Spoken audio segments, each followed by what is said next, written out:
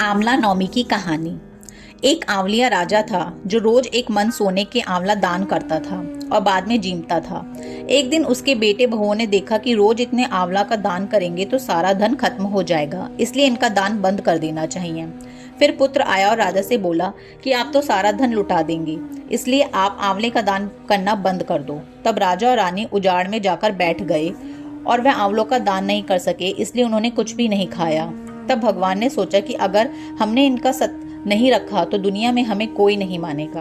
तब भगवान ने सपने में कहा कि तुम उठो और तुम्हारे पहले जैसी रसोई हो गई है और आंवले का वृक्ष लगा हुआ है, तुम दान करो और जीम लो।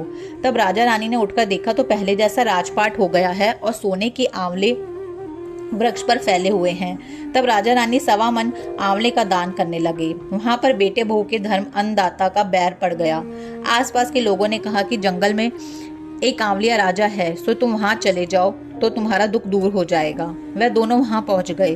वहां पर रानी अपने बेटे और बहू को देखकर पहचान गई और अपने पति से बोली कि इन दोनों से काम तो कम कराएंगे और मजदूरी ज्यादा देंगे। एक दिन रानी ने अपनी बहू को बुलाकर कहा कि मुझे सिर सहित नहला दे।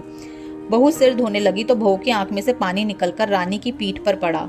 तब रानी बोली कि मेरी पीठ पर आंसू क्यों गिरे हैं, मुझे बताओ। तो बहू बोली कि मेरी भी सासू की पीठ पर ऐसा ही मस्सा था और हमने उसे घर से निकाल दिया। वह 1 मन आंवले का दान करते थे तो हमने उन्हें भगा दिया। तब सासू बोली कि हम ही तुम्हारे सासू ससुर हैं, तुमने हमें निकाल दिया था परंतु भगवान ने हमारा सत रखा है।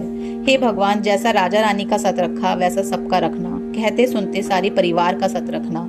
इस कहानी के बाद विनायक जी की कहानी सुनो।